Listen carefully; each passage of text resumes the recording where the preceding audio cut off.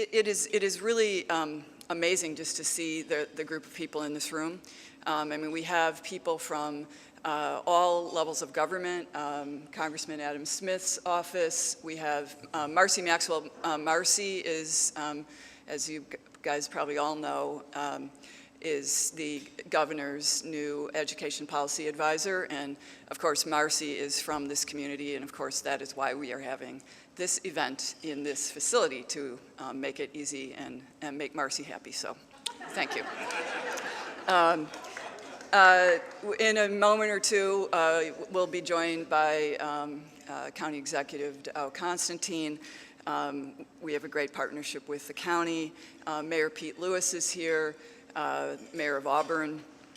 We have school board members, elected school board members. You guys have such really hard jobs.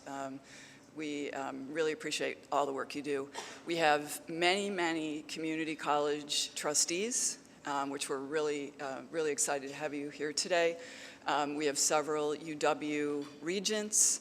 We have community college presidents, a chancellor. I was thinking that all those titles are really cool. I want to get one of those, I think. We have nonprofit leaders.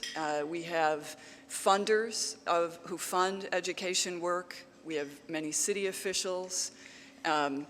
We have crazy people like myself who work for organizations who just care deeply about improving education and who are really pleased to be working with all of you. We also have counselors here.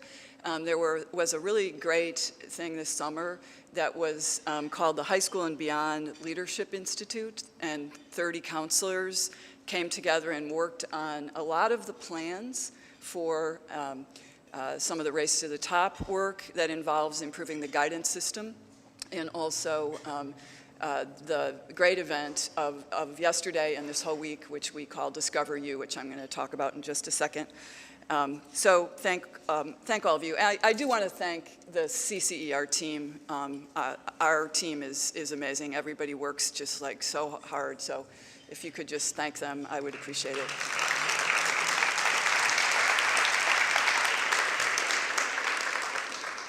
So a day like this, a lunch, you know, we all go to a lot of luncheons. This isn't a fundraiser. I was thinking, what is this exactly? This is, I would say, an urgency raiser, a commitment raiser, a connection builder. And, you know, it's kind of our thing to believe that it will only happen, the amount of change will only happen in our region if people band together. It's kind of the idea behind collective impact. And we're real believers in that we have to share what's working, we have to scale it up faster, and we have to do it with a sense of urgency. So we're thrilled to have you, and hopefully the program today will be fun, inspiring, and leave everyone pretty psyched up to even accelerate our progress. So real quick, I wanted to just tell you a little bit, if you haven't heard about Discover You, we are really energized by what has happened this week. This just grew out of people bouncing ideas around. You know, there's all this work going on to try to help really push, build a college-going culture. And when we say college, we mean 2-year, 4-year, certificate programs, the whole range of post-secondary. What could we do to kind of get it to be more sort of in the water in our region and get everybody really helping more and more kids go to college? So we had this idea, let's create a kind of 1 week full of activities called Discover You, really helping kids from little kids all the way through high school reflect on what do they want to be when they grow up? And then how does education kind of factor into that? Really help them explore that in meaningful ways and fun ways. Our team made a bunch of games. They put a new website together that is just full of activities. We tried to make it easy on teachers by putting little lesson plans, little activities that kids could do, and a lot of things happened. We had great uptake. This is the first time. We intend to do it again and build it out even more next year. So the idea was, at least in schools, that teachers would wear their college gear and community partners would wear college gear and then do activities with kids and have educators really just sharing their own stories, which are very powerful for kids. So tremendous response. I don't know if you saw, the King 5 did a real nice piece on it yesterday. We had 5 community conversations at Starbucks, different Starbucks around the region, where families came in and talked about what college means to families. I mean, really what we're trying to do is knock down barriers so that kids can realize their dreams. So it's really, really fun. Here, just a few pictures. We'll put a lot of pictures up on our website over the next week. A lot of people sent us YouTube stuff and all kinds of things were going on. Just, you can see just some of what happened. This was unexpected, at least for me, but I think it came through on Twitter and then Facebook, and Seattle Public Libraries picked it up. And their different branches, their librarians all dressed up yesterday in college gear and kind of had a little competition, which was really kind of cool. One of the reasons for doing it this week is that it's National PSAT Test Taking Week. And in Race to the Top, we were able to get money through that grant to pay for kids, all kids in our region to take the SAT, the PSAT, the 8th grade diagnostic, which is called Ready Step, to be able to take that for free and in school. And so we thought we would try to get the Discover You week going in the week, the PSAT week. There was a little logic to that. So anyway, hopefully in the years to come, this will become something that we'll just do, and it will be fun. I know our team certainly has had a lot of fun putting on the old sweatshirts and kind of tells you need to maybe watch your diet a little bit, but and the superintendents did a video, which was really cute, of wearing their college gear.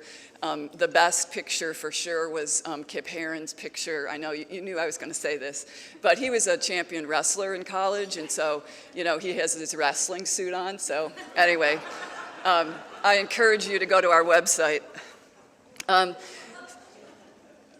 Community partners, the Boys and Girls Clubs throughout the region really took it on. And so that the idea was when kids left school, then they could kind of roll over to their after-school activity place and have it reinforced. So it's something that is kind of contagious, I think.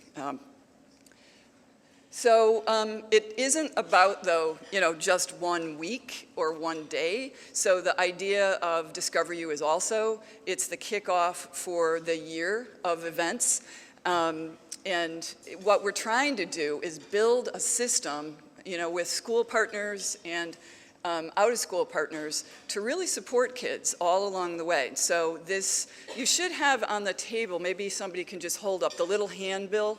So those are just some of the events. So there is now a ton of organizations working together, thank you, to put on events that help kids with their college applications. So that's starting right now. And then in the winter, we kind of kick into helping kids with FAFSA. And then in the spring, we do the college-bound signups, but also kind of a third phase, which we've learned is necessary, which is helping the young people once they've got their letters of acceptance or whatever the documentation is, they sometimes still need help making sure that they understand it all and that they're getting the financial aid that they need and all that stuff. So there's a third phase to it as well. So that's all happening. And then districts and community colleges are just doing tons of stuff. So like last night, Federal Way held what they call Life After High School. Auburn held a Reaching Out Fair. Kent had a college-bound conference at Green River. They had 700 parents there. It was incredible. Highline Community College is hosting their Black and Brown Male Summit next month, and that's also a really powerful event. So anyway, there's tons going on, and yet, we all know we gotta do even more. So most of you are very familiar with the Roadmap Project, but I know there are some new people in the room, so I didn't want to take it for granted that everyone knows what it is. So just real quick, we always say, It's a collective impact initiative aimed at getting dramatic improvement in education results, cradle to college and career for the kids, the high-need kids, the high-need areas of our region. Want to emphasize, really believe it has to be done with efforts in schools and early learning and community colleges and colleges, but also out of school time. We really need to address the needs, the full needs of the kids of our region. Our big goal is doubling the number of kids who are on track for some type of post-secondary credential by 2020 and closing our unacceptable achievement gaps, opportunity gaps. So we have a lot of work to do, and we're very serious about it. Our focus from the beginning has been on our communities that are most in need, and these statistics, I mean, you're doing the work. You're the leaders doing the work in this region, and it is, you know, it's a very diverse region, and it is also a region with growing poverty. We put a copy of maybe someone, I don't know that we had enough for every table just to look at, but there's a book that came out. A lot of you saw it in the spring. The speakers were here, the authors were here. The Brookings Institution wrote a book about the growing suburban poverty in the United States, and they highlighted South King County as an example of that profound increase in poverty. I think, if I'm remembering right, Auburn from 2000 to 2010 had a 90% increase in poverty. You know, it's pretty amazing. And when you think about 58%, we have about, I don't know, like 120,000, something like that, K-12 kids. 58% are qualifying for free or reduced price lunch. And, you know, that's for a family of 4. The free lunch is $30,000 a year. The reduced lunch is $43,000 a year. So you kind of, just the magnitude, you know, of the poverty in our region is really staggering. And so, you know, you confront that, and then at the same time, you look at the regional economy, and it is one of the most exciting, vibrant, knowledge-intensive economies in the world, probably, certainly in the United States. And we have to be the place that figures out how to not just say, well, the kids and families are poor and therefore we can't do it. We have to be the place that creates that path to the opportunity that is here in our own backyard. And so that's what we're all about. We call this the leaky pipeline. And you know, just again, if you're not familiar with it, but we're losing kids every step of the way, and we've got to scale up the work that is going on in our region to make sure that more and more kids can have the opportunity that they so deserve. And one of the things I just want to add here is when you look at college completion, that's really should say degree completion. But for Black kids and Hispanic kids and Native American kids, the rate is half of that. So for people who care about social equity and social justice, we have to confront it and change the trajectory for thousands of kids. And with that, a person who I know shares just a tremendous devotion to improving education and devotion to social justice, I'm going to just take a moment now and introduce our County Executive Dow Constantine. Some of you were perhaps at the original roadmap kickoff, which was in December of 2010, and Dow was our kickoff speaker, and I thought it was really appropriate, and we were just so excited that he was able to come back here today and kind of reflect a little bit with us on what's been done and still what we need to do. Since taking office as county executive, Dow has really been working on process improvement, performance improvement inside of county government. really putting a big focus there. He's tackled a lot of the issues at the county that, you know, as I was an old city employee, there were a lot of issues that had just been around for a long time and or really hard ones. And Dow's leadership and his team has really gotten in there, tackled things like the Howard Hanson Dam, the new South Park Bridge, a lot of restoration work on Puget Sound shoreline, and so on. And the best is yet to come. Dow's, I think, going to talk about his own commitment and his own kind of path in education. So I think I will just welcome you, and we're really happy to have you.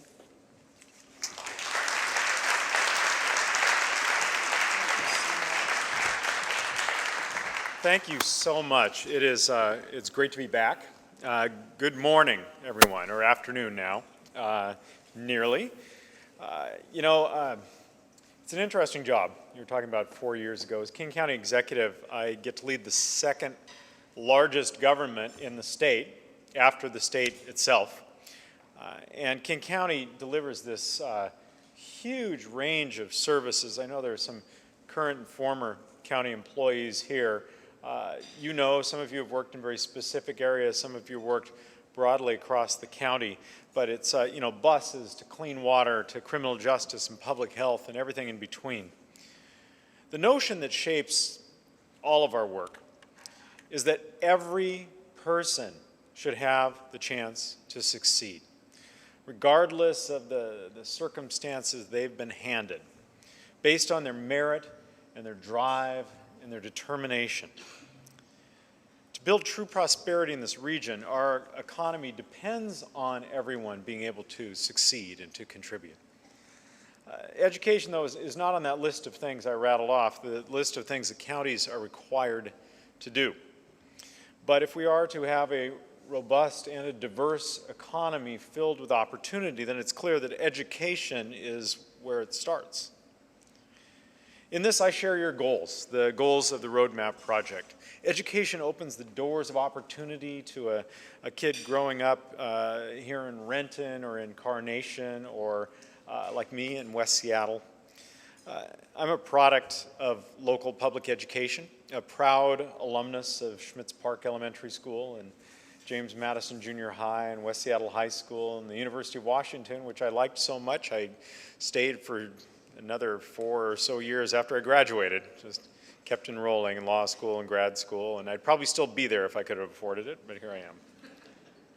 My dad taught art at Denny Junior High before moving to the community college system, and my mom taught home ec at Washington and Madison and a number of high schools before retiring from West Seattle. Not surprisingly, these experiences make up who I am and what I believe. Education is a shared responsibility. And I see 3 ways that King County supports your mission. First, we provide health and human services upstream to help ensure that every kid comes to school ready to learn. From before birth to age 2, our nurse-family partnerships create healthy mothers and healthy babies through prenatal care and maternity support and nutritional counseling and asthma home visits and early literacy. And from 2 to 5, nurses provide health screenings at child care centers in South Seattle and work with teachers and parents to nurture child development and readiness for learning. Our public health department, one of the finest in the nation, works with districts on nutritional standards and safe routes to school. Our human services department works on youth employment and housing for homeless youth, on education for youth and young adults who come along to us through the criminal justice system.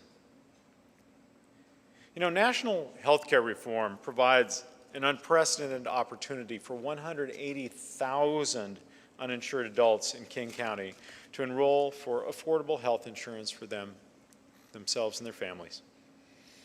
I've called for an all-hands-on-deck effort to boost enrollment. King County and our network of 23 partners have trained 500 in-person assisters who are equipped to help people in 24 different languages.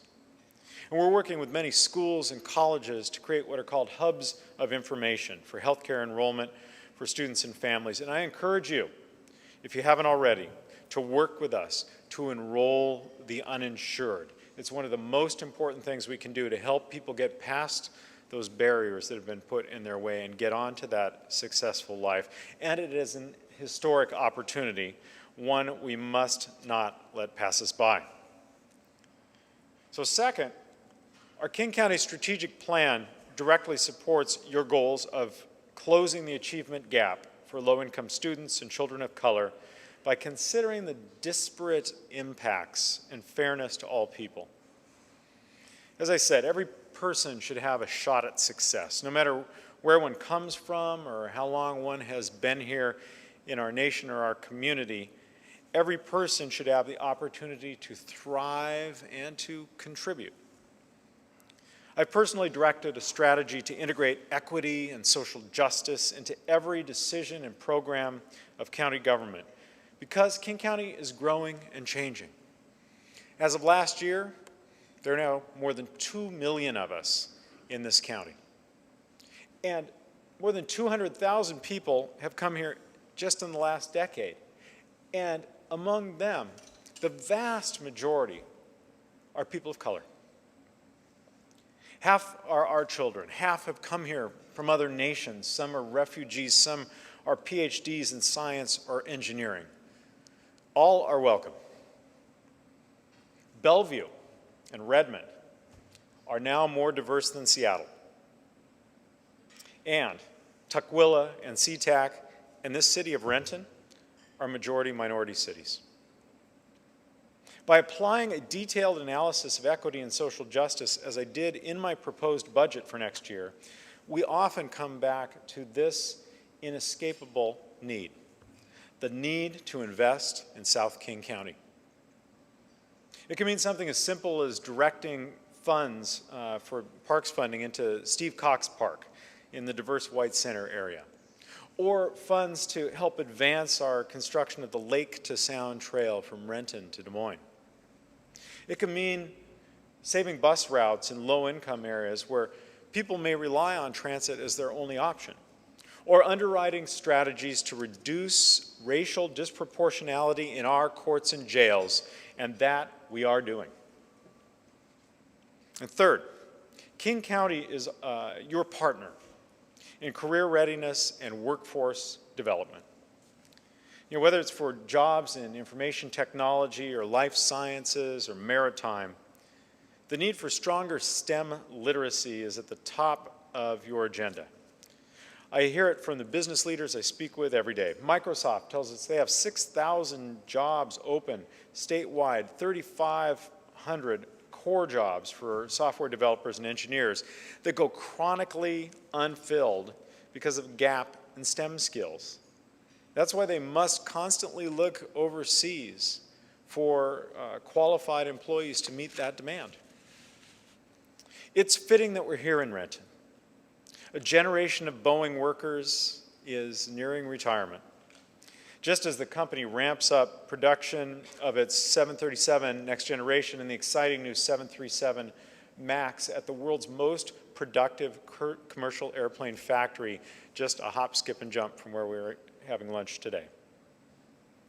Boeing needs several thousand trained aerospace workers every year. And again, our state's colleges and technical schools must provide a constant flow of skilled workers to meet that demand for years to come. That's why I convened our regional partners, and I see some of them here today, into the King County Aerospace Alliance to foster the long-term economic viability and growth and global competitiveness of our local aerospace industry. Some 487 aerospace companies, Boeing being just one of them.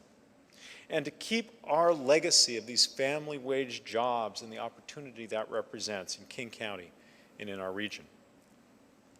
The Highline School District is a member of our alliance, and just a few minutes ago, I got to participate in the ribbon cutting on the new and very innovative Raisbeck Aviation High School, the only college preparatory aviation-themed high school in the Northwest. Those are some very excited and motivated kids, I can tell you. Raisbeck's goal is to become the school of choice for STEM learning in our region, Well, to stay competitive, we need to build that local resource of skilled aerospace workers and engineers who can seize these opportunities for success in a career. We have enormous wealth in this region, and we have wildly successful companies, some of the finest companies in the world. But if our students growing up here can't get to that first rung of the ladder, then it's all for naught. It starts with a strong STEM education and 21st century skills in critical thinking and creativity and risk-taking that enable our children to compete with smart, focused people who are drawn to this amazing region from around the world. To connect learning to the real world, we need involvement from organized labor and from all employers, private, public, and nonprofits and disciplines, from hard sciences to arts and culture. Even though King County is not in the education business, as county executive, I can help bring these partners to the table to create systems for workforce development and career readiness that inspire our youth. So, healthy kids, equity and social justice, career readiness, 3 areas in which King County is already partnering with you in the success of the roadmap. But there's a fourth area to be explored, that is the ability of the local government to build coalitions and construct local solutions to complex problems. While King County is not formally at the center of education policy and delivery, we are intent upon making a significant contribution to this effort. You see, cities and metropolitan areas have become, by our nature and more recently by default, the engines of prosperity and social transformation in the United States. It's a phenomenon recognized in another book by the Brookings Institution called The Metropolitan Revolution. Our partnerships with the federal and state governments are essential, but I think, as you'll know from the news of the last couple weeks, our partners are not always entirely reliable. So we really need to look at opportunities to be able, notwithstanding those machinations, to stand on our own 2 feet as a region. It's up to us to forge ahead, even as other levels of government are paralyzed. We must dare to embrace the role of the metropolitan region, not as a junior partner to the state and federal governments, not as folks waiting for them to give us direction or a handout, but as the center of action and innovation, starting from here, the place with the entrepreneurs and the ideas and the energy. The first 2 steps in bringing this metropolitan revolution to life, according to the authors of the book, is build your network and set your vision. From what I see, that's just what you've done here in the space of 3 years with the roadmap. You've built a network and set a vision that can draw us all out of our silos and bring us into tangible partnerships toward our common goals and assert control over our mutual destiny, apart from what's happening or what is not happening elsewhere. This 3rd step in the metropolitan revolution, is find your game changer. What is the game changer for career awareness? It seems to me that you've identified it, the power of collective impact. The recognition that each of us in this room must move beyond our traditional turf, our comfortable roles, our formal authority, and work together. At King County, we are increasingly at the hub of ideas and activity around the social and economic and cultural development work in our metropolitan region. On Monday, I spoke at a state Senate committee hearing on the urgency of investing in transportation for our economy. Last night, I addressed regional business leaders gathered at Suncadia on global competitiveness. Education is certainly just as critical as transportation to our global competitiveness, and in the long run, certainly much more so. It is perhaps the most important work that we have to do here in King County if our core commitment is to ensure that everyone has an opportunity to fulfill his or her potential. It was my pleasure to join you 3 years ago for the kickoff of the Roadmap project, and I am thrilled to see how far you have come. I look forward to working with you to create a truly aligned P through 20 system. Because as I hope I've demonstrated, we have a strong shared interest in supporting every young person from cradle to career. Thank you so very much.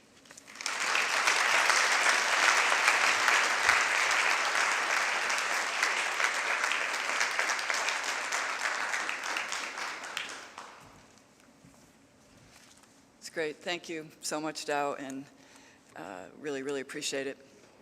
So just going to touch on a few additional things that hopefully we can, and then ask you at your tables just to talk about these matters a bit with each other. But this particular slide, I hope you can see it, the big point here is that if our kids go on to college from our high schools, they go here. They go in our region. 61% of our recent high school grads are going on to college in one of our regional institutions. And maybe you all knew that, and I didn't know it, but knowing it makes me actually really hopeful, because I feel like then the people in this room, and obviously there's others, but can make the change. You know, we need to do things in K-12, we need to do things in support of K-12, we need to do things in community colleges and other post-secondary institutions to change the trajectory of the kids who are growing up here. And the people in this room can make it happen.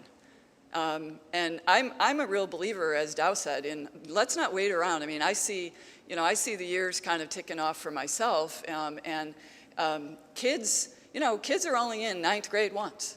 You know, the system change stuff is hard, and we can make a lot of rationalizations about how it's hard, it takes a long time, and all that kind of stuff.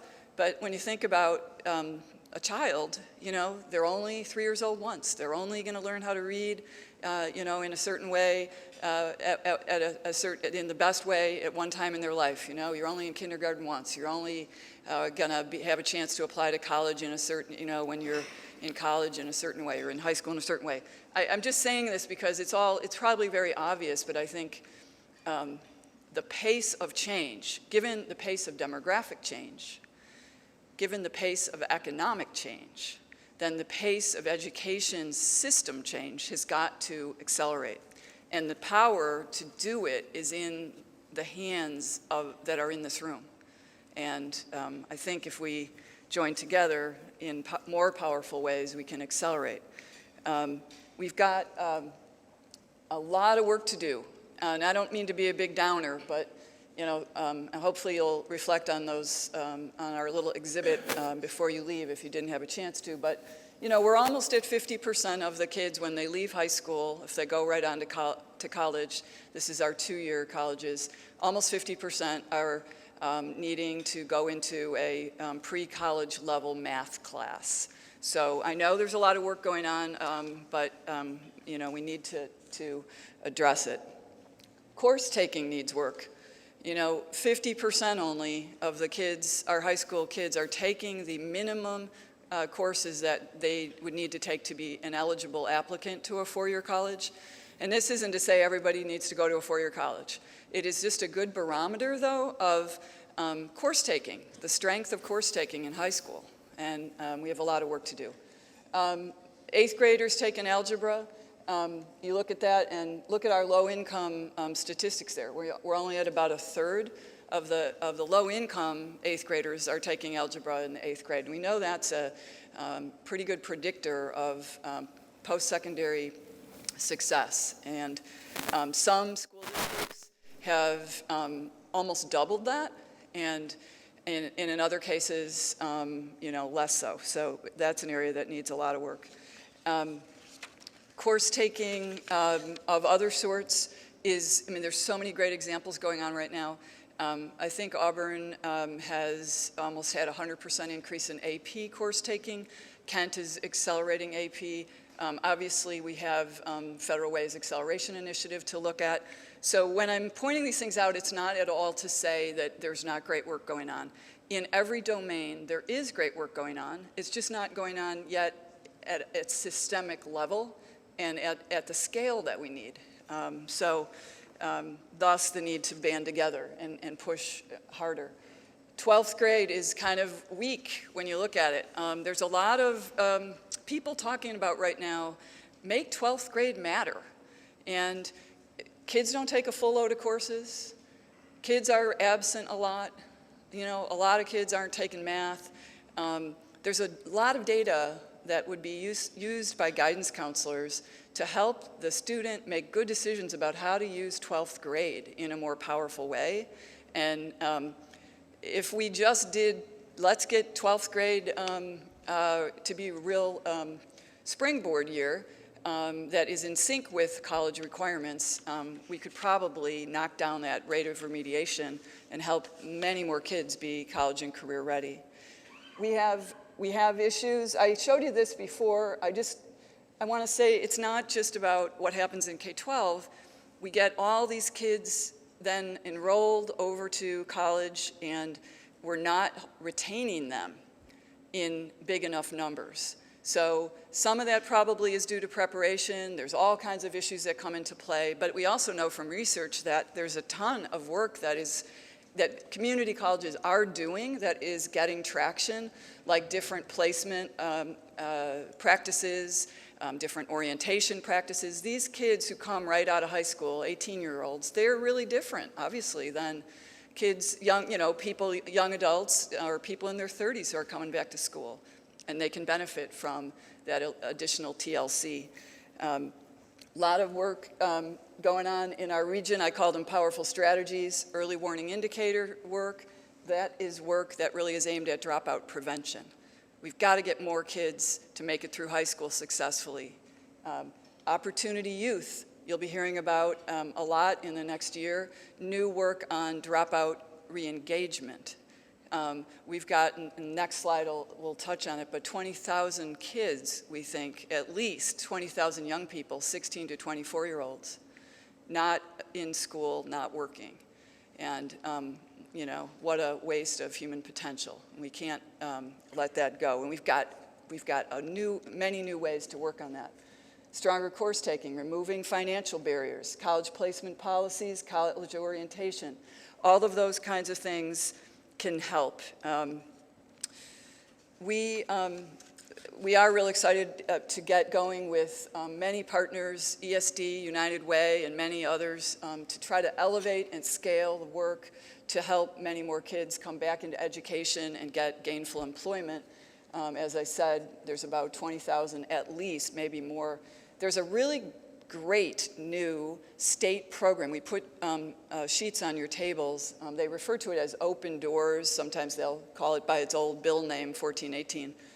But it's a new way of using basic education money to help kids come back into education. And community colleges can use it in partnership with K-12 and community-based organizations. And it's interesting. If you want to talk more about it afterwards, we're certainly happy to do that. Okay, I'm going to be on a happier note now. This is a big point of pride in our region. 94% of the eligible kids in 8th grade are signed up for the College Bound Scholarship.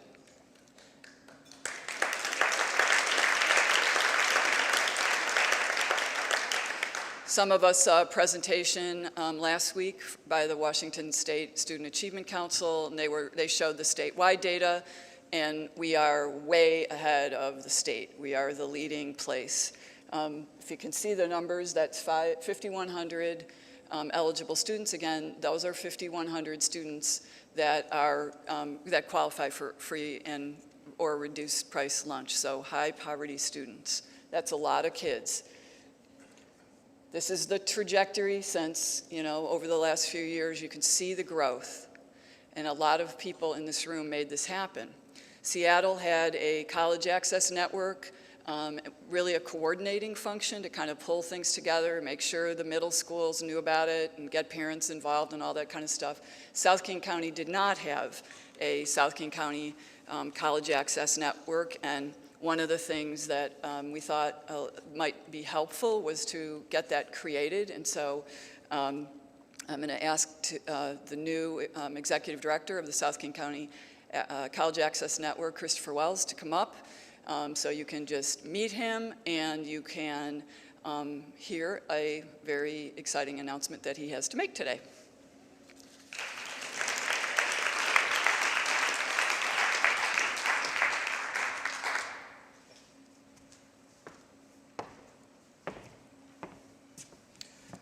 Good afternoon, everyone. Mary Jean, thank you for that introduction. As she mentioned, my name is Christopher Wells, and I am the director of the South King County College Access Network. We work in concert with the Roadmap Project to support college awareness, readiness, and access work here in this region, specifically with the focus on serving students in the Auburn, Highline, Kent, Federal Way, Renton, and Tukwila school districts. We focus our efforts on students that identify as low-income, first generation, and students of color. And ultimately, our access network is a large network of members that include leaders and community leaders and education leaders in the K-12 sector, the post-secondary sector, nonprofit, community-based organizations, business, and government sector. And as I survey the room, I see a number of people here that are a member of our access network as well as our advisory committee. So there's a lot of exciting work happening, and I appreciate your support and your participation in that work. And the reason that I have an opportunity to speak to you all today is because we have a really exciting announcement to make. It is with great excitement and enthusiasm that I have the opportunity to announce that the Boeing Company has provided a very generous multi-year grant, charitable grant to the South King County College Access Network to further the work that we have the opportunity to do in this region, supporting the districts that we just mentioned. So if we could give them a round of applause.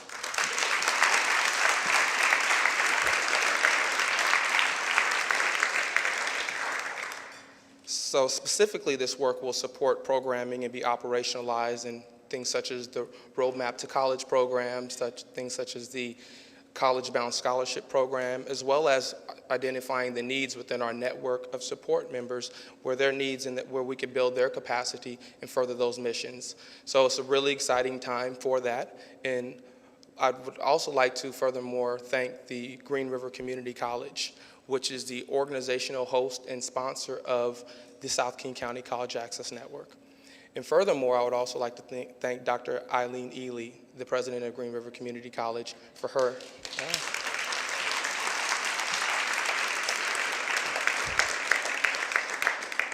I'd like to thank her for her enthusiastic support of this work. Anybody that knows her knows that she's really excited about supporting underserved youth, and she really got behind this endeavor and is the driving force along with our partners in the Roadmap Project to help get this work done. So we have a lot of work to do. We're excited for it, and go South King County can.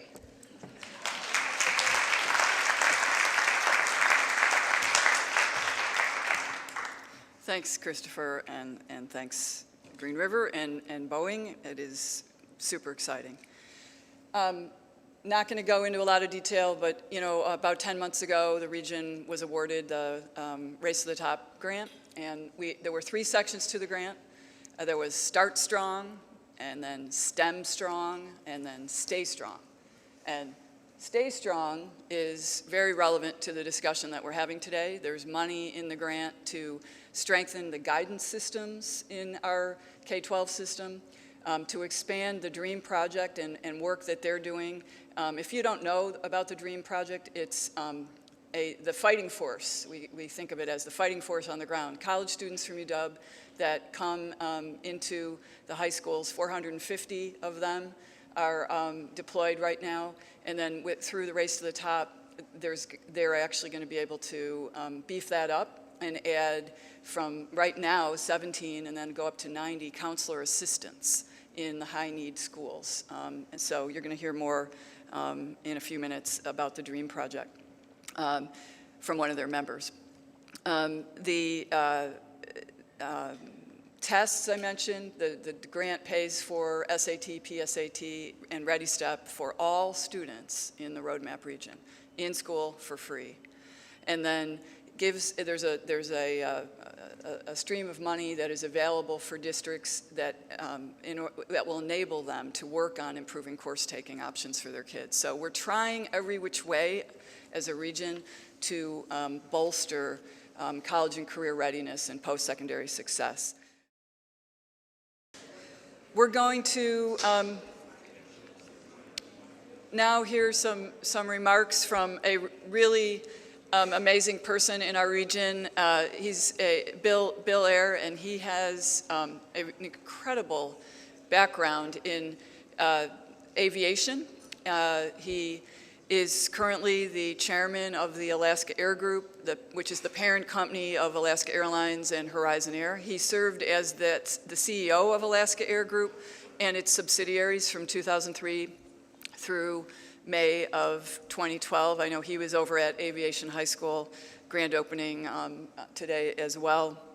Bill also is currently the vice chair of the UW Board of Regents and is the immediate past chair of the UW Business School Advisory Board. He's the chairman of Puget Energy and is the vice chair of the Museum of Flight. He is a very busy man, obviously, and is completely dedicated to improving education in our region. A quick note, I just want to say UW has been incredibly involved and has been a wonderful partner in the Roadmap Project in all kinds of ways, from the DREAM Project students, the admissions department, and the School of Education, researchers, several are here today, professors who are very distinguished in their fields are coming to help us on early learning, on parent engagement. One of their professors was one of the leaders of the creation of the next generation science standards, professional development innovations in teaching kids math, ELL research. It's how it should be. The resources of the university helping the community, and I'm sure we could be doing more, but it is notable, and we're very, very appreciative. So we're very, very pleased to have you with us today, and welcome. Thank you.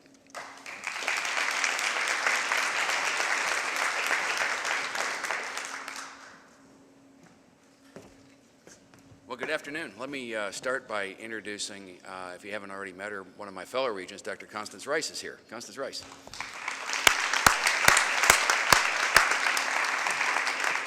So yeah, this is a big education day for me, which means it's a good day for me, because I think education is pretty darn important. And as Mary Jean said, I spent the morning over at Aviation High School, the opening of that, and my relationship there is with the Museum of Flight, and I'll have something more to say about that in just a minute. But I'm on a high. Everybody was really buzzing. This was an exciting event. I've never seen more engaged students anywhere. It's quite a model, and I'm sure you've looked at it, and maybe there's an opportunity to copy that more broadly. So my main message is one of encouragement. I think you're making excellent progress from what I've read and heard about this project, and this work matters. It's really important, and bottom line is keep at it. You're making progress. It's really important. Keep with it. I also want to share some of my experience that making this type of change, the change that you're in the midst of, is just plain hard work.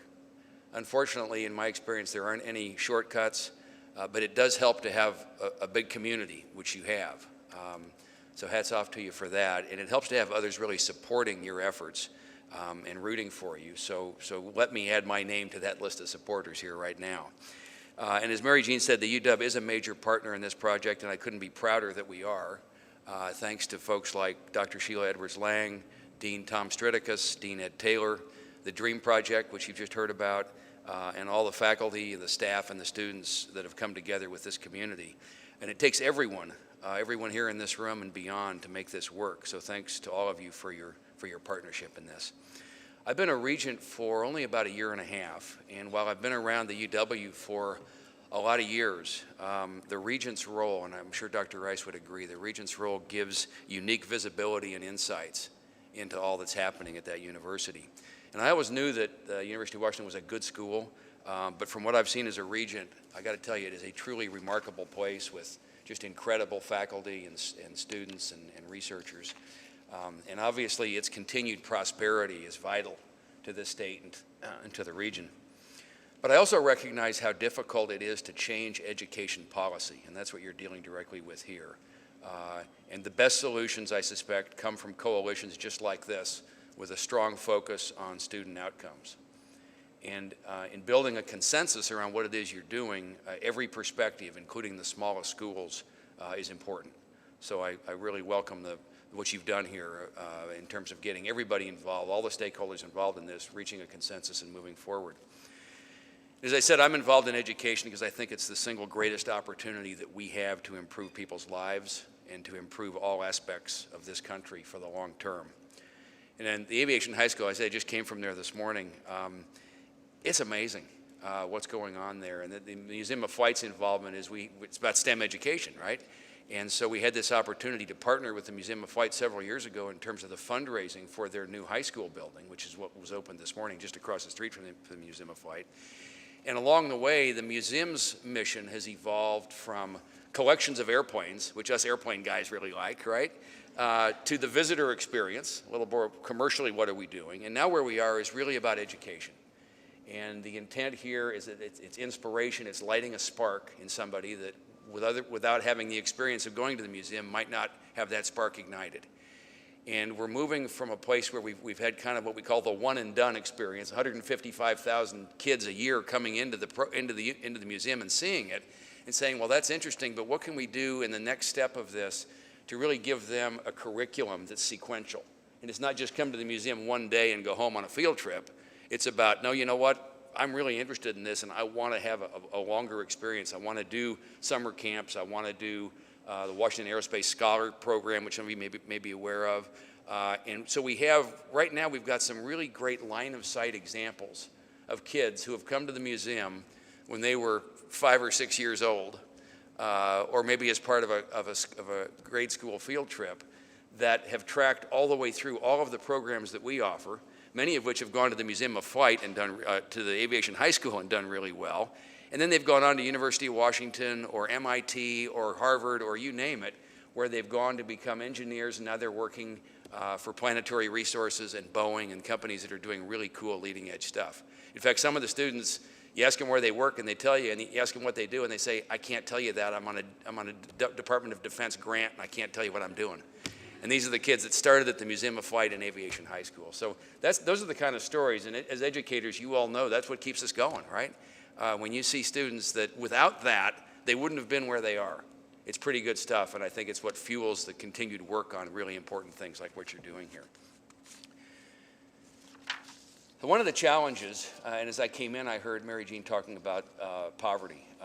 So it's one of the big challenges that we face as a country. And the Wall Street Journal last week ran a story. I guess it was both good and bad news. The good news was that on poverty, the good news was that it's starting to finally level off after worsening following the recession. But it's still way too high. It's something like 15% of all Americans, 46.5 million people fall below the poverty line, and that's defined as an annual income of $25,000 for a family of 4. And a related problem that I think a lot of us are very concerned about is the growing inequality of income and wealth, which is putting pressure on middle-income families as well. So that comes around to what are we going to do about this? And there are lots of ideas for solutions, and how do we help solve the problems of the economically challenged and these underrepresented populations? But I think, as I think you do as well, that the most powerful solution is education, and it should have the best results and the highest return. There's some research that I was reading that's pretty conclusive about the link between education and future earnings for that individual. And in fact, the research made the point that correlation has never been stronger than it is today. And in terms of dollars, or think about just as a business decision, a rate of return on an investment, there's some very specific research in both Texas and California that estimates a return of $4 for every $1 invested in higher education.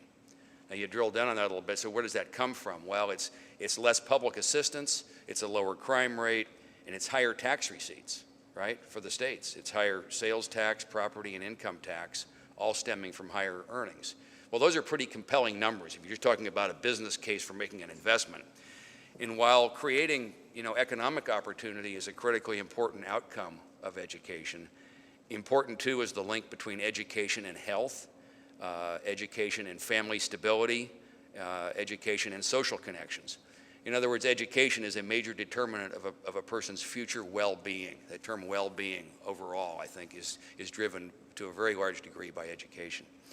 And the benefits go far beyond that one individual to their families and to the communities. So let me talk about change for a minute, and hopefully that will give you some additional encouragement given where you are in this process. So from what I know about this initiative, it represents large-scale change. And I learned a lot about making big changes during my time at Alaska Airlines. Every one of our peers, every one of our competitors filed for Chapter 11 bankruptcy except us. And bankruptcy is where the lawyers show up and do all the work, and about all you learn is that lawyers are expensive. We didn't go that route. We made the changes ourselves, and we did a pretty major transformation at Alaska, and that was required just to survive, given the economic times and the situation that we found ourselves. And I think the formula for successful change in any organization is the same, whether that's a university, whether that's a company, whether that's a cooperative venture like this one. And I simplify it and I say, so you got 4 Ps: people, passion, priorities, and persistence. Okay? Try to keep things simple. And under people, really that's where passion comes in too. It's people who are passionate. It's the right people who are passionate, who work together really well. Working together is one of those things that turns out to be really important to accomplish stuff. And people who have a sense of urgency about their work. It's not just whenever is fine. It's like, no, we got dates, we got metrics, we got goals, we're driving. And it's people that have that in their personality. It's important to have them leading efforts like this. Under priorities, what I always say there is be careful not to try to do too much. I always tell people that the initiatives at any point in time, you ought to be able to count on one hand. Five things, no more than 5 things, and no longer than 1 piece of paper. And if you can't boil it down to that, you need to go back and work on it and do that, because more than that is too much, and it'll get diluted, and it'll get pushed off, and it just won't get done as well. And the big thing I mentioned here is about metrics. What you measure gets done. There's no doubt about that. I know that's a big thing in education now, is we want to see the proof. We want to see what are the numbers. What can we actually measure about this, which justifies further investment. And that's true of any organization. We don't go invest in a new airplane without a whole bunch of numbers that justify that investment and make the business case for it. And then we prove it over time that we're actually able to deliver on it. So I really like your goal of doubling the number of students by 2020 from South King County who are on track to graduate from college. That's a very measurable goal, and I'm sure you have dates for the initiatives that lead up to that. And then sharing those goals and sharing the results frequently is really important. That adds a little pucker factor. It makes you more accountable, where performance matters, and you're actually, you're publishing what you're doing. And it's not just, in a back room we'll say, oh, we didn't really make that one. It's like, no, this is public stuff. And we set goals and we set metrics and we need to deliver on them. And the fourth is persistence. So nobody said that big, worthwhile things were easy, right? And if they were, somebody else would have already done them. So I guess hopefully that you can see what you're doing in this effort in those 4 Ps. And just more encouragement. You're on the right track. Stick with it. Persistence is a big deal. At Alaska Airlines, before we kind of popped out into the sunshine, when things started looking a lot better, it was pretty darn dark. There were a lot of things that weren't going very well, and some of the changes that we made to the business model actually caused other problems that we hadn't anticipated. And rather than throw up our hands and say, I guess we just messed this up, we said, well, we didn't expect that to happen, be honest about it, but now we're going to go fix it. So another initiative comes along to go work on that. Well, a couple of other thoughts on making changes. Don't expect a straight line of improvement. Your trend line will be positively sloped, right? No doubt about that. But within that, there'll be lots of wiggles over time. And you'll have some good days and some not so good days. But keep in mind the big picture and the overall trend where you're going. And keep expectations high. When you fall short of a goal, it's not a time to back off the goal. And I think this is particularly true of education. Set a high bar, both for the teachers and the students. Set goals that are worthy of the students. And it's easy to make excuses for falling short. You should have heard some of the excuses that my fellow airline CEOs made while they were all going through Chapter 11 bankruptcy. It was always somebody else's fault. This is amazing. It was the economy. It was the government taxing the airline industry too much. It was high fuel prices. Now, all those things are true, but it doesn't mean you just throw up your hands and say, we'll just have hope be our strategy, which is what it sure sounded like from a lot of my fellow CEOs. And we took a different tack. We said, well, those are all interesting things, and they're unfortunate. We need to understand them, and they need to inform our strategy. But it's not like we're out of control and there's nothing we can do about it. So the key is to control what you can control and don't waste energy on the things that you can't. And we learned that big time, and it served us very, very well. Well, this roadmap project, I think, is a model for how to form partnerships. I mean, I'm watching what's going on here, and I'm learning more than I'm telling you, I think. You're working together toward a single vision. But at the same time, I would bet that there is not absolutely perfect alignment between all the participants in this room on every single aspect of what you're doing. Do I have that right? People have little differences here and there.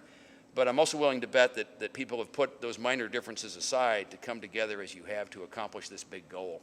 And that's what it takes to get to a consensus. It's not like everybody says, that's my ideal path, but you say, you know what, given what we're doing here, I can live with that. That's where you get to a consensus. And the problem that can happen here is you can spend a lot of time trying to develop the perfect plan with 100% buy-in. And what you need in leading these projects is to say, first of all, the perfect plan doesn't exist because the world keeps changing. And spending too much time on the plan delays the time of execution. Because execution is what really matters at the end of the day. So a rhetorical question, would you rather have the absolute perfect plan that doesn't get executed, sits on the shelf and gathers dust, or basically a darn good plan, but you're just going after it on execution? What do you think? B, right? And I think you're doing that. It sounds like that's exactly what you're doing. There's a good quote here. Thomas Edison is purported to have said, vision without execution is hallucination. Okay, you write that one down. So, and the best way to execute a plan, there are two other words I'll leave you with, realism and optimism. And so the best way to execute a plan is with heavy doses of both. Being absolutely honest, absolutely realistic about what you need to do and how you're doing, red, yellow, green, right? Absolutely, this isn't about politically correct, this is about how are we doing. Go read American Icon about Alan Mulally at Ford, and you'll understand how he operates Ford and how he operated Boeing. We tried to adopt some of that in Alaska. But absolute, kind of brutal business reviews of the goals and performance. And then the optimism in the next breath is, you know what, we got a lot to do, but we're pretty good and we've done a lot, and we ought to be optimistic because we're going to do more. So it's both things, and both things that tone is important for your teams as well. People can get down. And think about either extreme of that, right? Realism without optimism, it gets kind of depressing. It's like, this is overwhelming, I'm not sure we can do it. Optimism without realism is just happy talk. It's like, isn't life wonderful and we don't have any problems? So striking the balance from a leadership standpoint is pretty important. So let me wrap up by congratulating you on your progress. I think creating the opportunity to attend and finish college is one of the most impactful things that anybody could work on. As I said, this stuff matters, and thank you for working on it. And I know that the UW is committed to this project. I look forward to following your progress over the coming years. So thank you very much.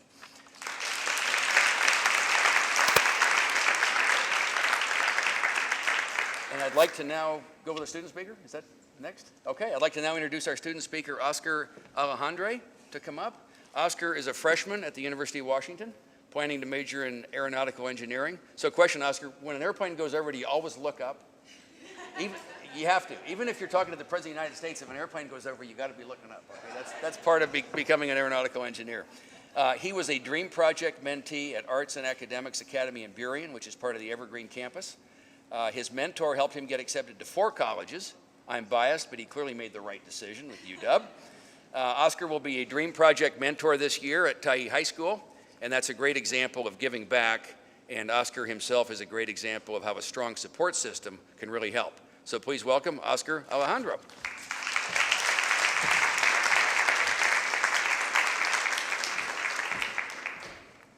Hi, my name is Oscar Alejandre. I'm currently a freshman at the University of Washington. I was a high school student at a small school called the Arts and Academics Academy on the Evergreen campus in the Highline School District. First of all, I would like to thank all of you for being here today and for all the hard work that you do. It is because of you that more and more students like myself are able to obtain a higher education. I come from a very diverse family. My mother is Mexican and emigrated here from Mexico in the 90s. My father is Spanish, who, like my mom, immigrated here in the 90s as well. Their goal for me since I was a child had been to go to college to obtain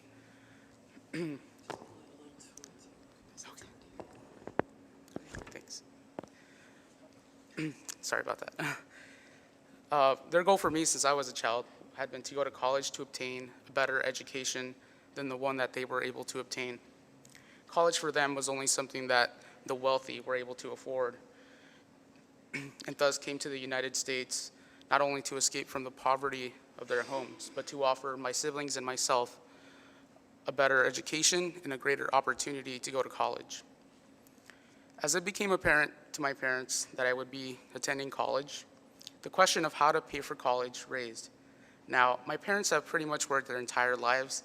However, they had to pay rent and had mouths to feed.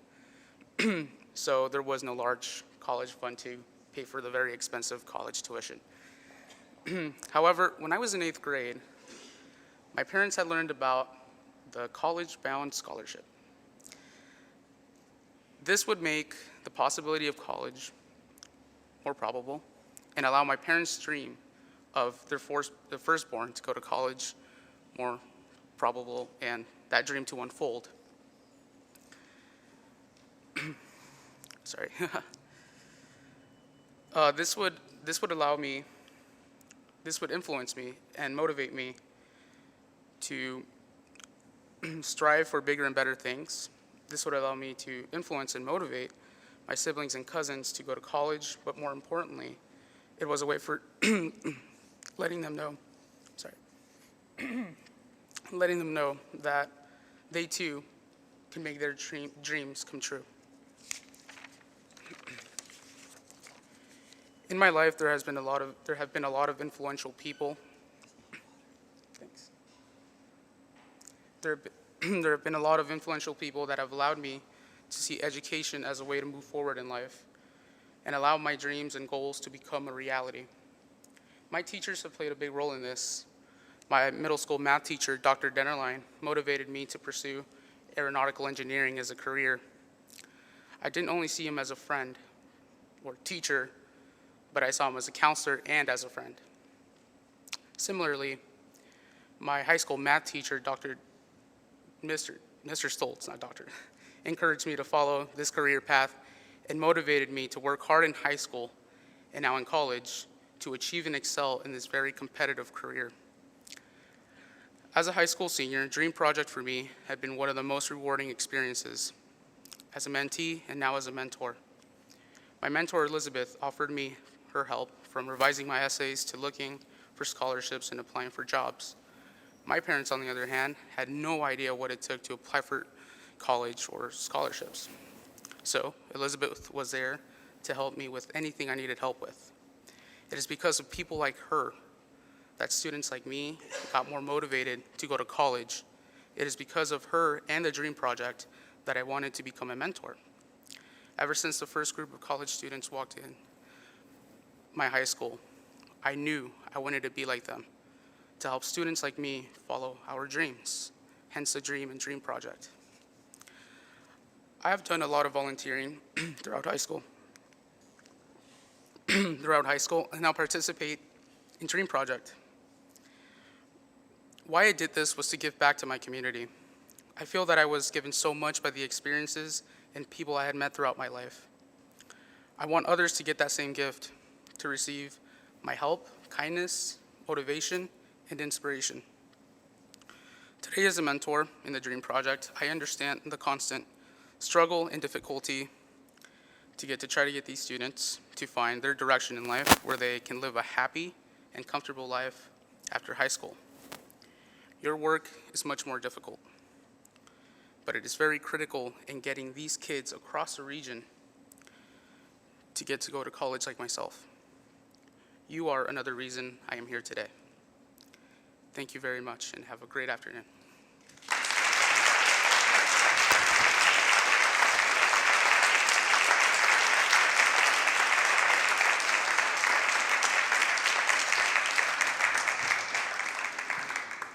Wow, Oscar, thank you so much. I know that's hard to do, and you just did a beautiful job. Thank you. And I mean, it is amazing when you think of now we will see. We talked about numbers. You know, it was like 5,100 kids who just got signed up for the College Bound Scholarship, and we're building a system of support. And then, you know, students like Oscar with the leadership and devotion to then immediately, you know, go back, enroll in Dream Project, and come back and start helping. And I think your first midterm is like in a week or something? Tomorrow? Okay, all right. Well, we better wrap this up so you can get home and get after it. So we hope to see you again, and thank you, and tell all the other students in Dream Project we thank them.